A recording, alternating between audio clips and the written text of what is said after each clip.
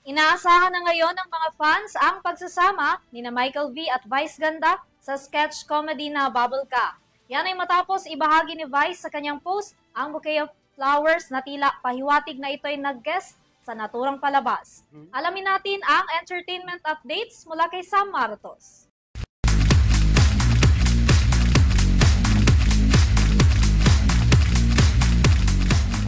Dumako naman tayo sa mundo ng entertainment para sa ating balitang showbiz, VG on BG. Dahil mapapanood na si Unbogable star Vice Ganda sa longest running comedy show na Bubble Gang. Ito ay matapos maglabas ng ilang hints na Michael V at Vice sa kanilang social media account.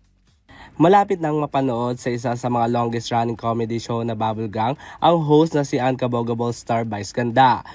Sa Instagram stories na ibinahagi ni Vice, tila may pahiwatig ito sa pamamagitan ng larawan ng isang puting bulaklak at may nakasulat na Dear Vice, thank you for guesting Batang Bubble Gang ka na.